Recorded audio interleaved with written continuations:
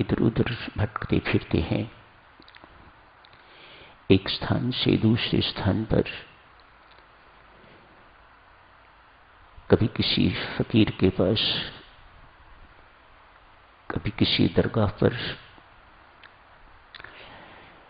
कभी किसी संत के पास, कभी किसी संत के पास,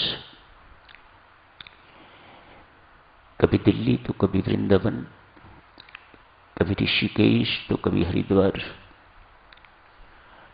कभी बालाजी। जहां जहां भी व्यक्ति को पता लगता है किसी एक समस्या का समाधान हो सकता है, वही उस समस्या के समाधान के लिए वह भागता हुआ चला जाता है।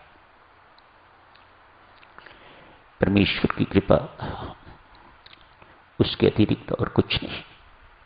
मत सोचिएगा जहां गए हैं आप, वहां से आपको परमेश्वर की कृपा के बिना, परमेश्वर की इच्छा से बिना कुछ मिला हो, ऐसा नहीं है। कृपा हर जगह उसी की काम करती है। एक समस्या का समाधान परमेश्वर के पास से हो भी गया, अनेक समस्याएं साथ और उपज जाती हैं। आप किसी जगह पर गए, निसंतान थे, 10 वर्ष के बाद एक पुत्री पैदा हुई है आपके यहां, आपकी समस्या का समाधान हो गया। आप अब निसंतान नहीं हैं, अब आप संतानवान हो गए हैं।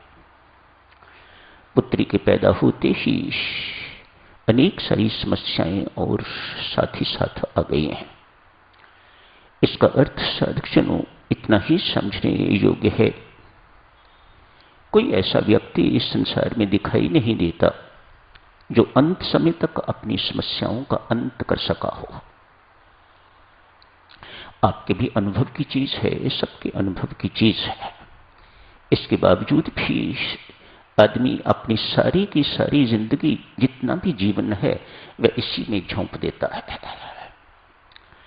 जो चर्चा आपकी सेवा में की जा रही है देवियों सज्जनों, ये समस्याएं तो कभी खत्म नहीं होंगी। जिन समस्याओं की चर्चा आपकी सेवा में की जा रही है, वह समस्याएं खत्म होने योग्य हैं। वह समस्याएं खत्म होंगी तो ये समस्याएं तो अगले जन्म में भी चलती रहेंगी, उससे अगले जन्म में भी चलती रहेंगी। लेकिन यदि ये समस्याएं, जिन्हें विकार कहा जाता है, ईर्ष्या, द्वेष, अभिमान, काम, क्रोध इत्यादि कहा जाता है, यदि ये समस्याएं आप खत्म कर लेते हैं तो आप बाजी मार गए, आपका पुनर्जन्म नहीं होगा। इन समस्याओं पर ध्यान दीजिएगा। मेहरबानी करके, मेरा छोटा मुंह है, बड़ी बात आपसे अर्ज कर रहा हूं। इन समस्याओं के समाधान के लिए दत्चित होजिएगा, कमर कस लीजिएगा। इन समस्याओं से हमें रहित होना है और इसी जन्म में होना है। ये कर सकते हैं आप। उन समस्याओं का समाधान एक जन्म में संभव नहीं है, लेकिन इस समस्या का, ये जो महानतम समस्या है, इस समस्या का समाधान एक जन्म में हो सकता है यदि आप ठीक दिशा में चलते रहते हैं। गुरु के निर्देश के अनुसार, सत्संगति के लाभ से कोई साधकजनों इन बातों के लिए तो कभी किसी ने पूछा ही नहीं है। इन बातों की ऐसा लगता है कि ये किसी की समस्या है ही नहीं, या किसी को ये समस्या लगती ही नहीं है। आज तक किसी ने इस समस्या के बारे में पूछा हो, मैं उस व्यक्ति के चरण चूमूंगा। किसी ने कभी नहीं पूछा आज तक। इतने वर्ष हो गए हैं यहां पर, ये समस्या किसी की है ही नहीं। मानो हर कोई निर्भिमानी है, किसी के अंदर ईर्ष्या द्वेष नहीं है, किसी के अंदर क्रोध की अग्नि नहीं है, सब शांत बैठे हुए हैं इन समस्याओं के होते हुए भी। परमात्मा तो जानता है। अतएव ये सब पुनर्जन्म की तैयारी है और कुछ नहीं है। एक महिला, आज आयु तो देवियों उसकी कुछ 30 वर्ष की ही होगी, लेकिन 50 वर्ष से भी ऊपर की लगती है, मानो वृद्ध लगती है, अनमैरिड है। ब्रह्मचारिणी है, अच्छी सेहत होनी चाहिए, स्वस्थ चेहरा होना चाहिए, लेकिन ऐसा नहीं है।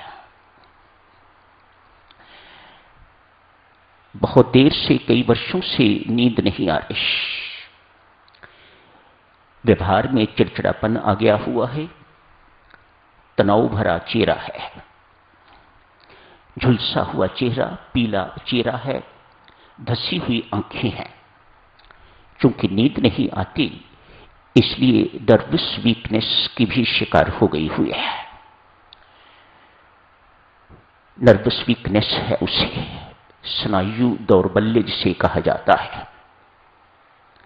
पाचन शक्ति ठीक नहीं है, इरेटिक हो गई हुई है। भूख लगी तो बहुत खा लिया, ना भूख लगी तो कई दिन नहीं खाया। स्वयं भी परेशान है, घर वाले भी बहुत परेशान हैं। डिप्रेशन हो गया हुआ है, डिप्रेशन में रहती है, हर वक्त उदास दिखाई देती है, किसी से बात करने को मन नहीं करता, यदि करती है तो चिड़चिड़े स्वभाव से, क्रुद्ध स्वभाव से बोलती है। राम राम जपने वाली है, लेकिन मन नहीं लगता, ध्यान में मन नहीं टिकता। हर प्रकार के इलाज करवा लिए हैं, कोई एलोपैथ नहीं छोड़ा, कोई होम्योपैथ नहीं छोड़ा, कोई आयुर्वेदिक डॉक्टर नहीं छोड़ा, कोई पीर फकीर नहीं छोड़े। टोटे टूने टोटके जो करते हैं, तंत्र मंत्र करने वाले जो लोग हैं, उनसे भी कंसल्ट किया गया है, किसी से कोई फायदा नहीं हुआ। बेचारी ने एक दो बार आत्महत्या की भी कोशिश की है, मरी नहीं। मरी नहीं तो इस बात की भी निराशा है उसे, मानो कुछ मन में इस प्रकार का है, जो वह चाहती है होना चाहिए था वह हुआ नहीं है। इस बोझ को अपनी जिंदगी का बोझ बना के तो वह बैठी हुई है। आज साधक एक अंतिम प्रयास उस महिला ने किया है। आजकल पॉली क्लिनिक्स हैं, मल्टी स्पेशलिटी क्लिनिक्स। कई लोगों को उसके रोग का पता है, बेचारी जगह जगह भटक रही है, लेकिन कहीं से कोई फायदा नहीं हुआ। आज ऐसी क्लिनिक में गई है, डॉक्टरों का एक पैनल बैठा हुआ है, उसमें न्यूरोलॉजिस्ट भी हैं, साइकोलॉजिस्ट भी हैं, साइकेट्रिस्ट भी हैं, जनरल मेडिसिन वाले भी हैं, इत्यादि इत्यादि पूरा बेंच बैठा हुआ है और इस देवी को एग्जामिन किया जा रहा है। एग्जामिन करने के बाद देवियों सज्जनों, जो उन्होंने निष्कर्ष निकाला, जो उनकी डायग्नोसिस है, वह देखिएगा। डायग्नोसिस ये है कि ये बड़ी बहन है, अपनी छोटी बहन से घृणा करती है, अतएव उसके प्रति क्रुद्ध व्यवहार, उसके प्रति द्वेष की भावना, मानो अनेक सारी अग्नियां अंदर जल रही हैं।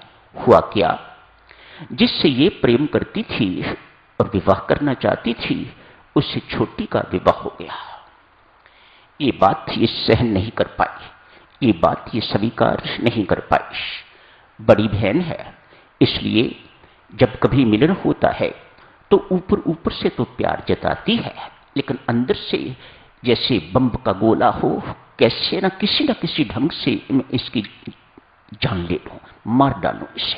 अंदर से अंदर घृणा की आग, उसके अंदर द्वेष की आग उसके अंदर भड़क रही है, ज्वाला भड़क रही है उसके अंदर। ये डायग्नोसिस इन्होंने, डॉक्टरों ने दी थी। कहा देवी, इस रोग का इलाज हमारे पास नहीं है, मेहरबानी करके किसी संत महात्मा की चरण शरण में जाओ, वह तेरा इलाज करेगा। ऐसा ही हुआ। संबंध तो पहले भी था, लेकिन कभी संत के सामने, कभी वहां के जो आचार्य हैं उनके सामने अपना मुख नहीं खोला। आती रही हैं,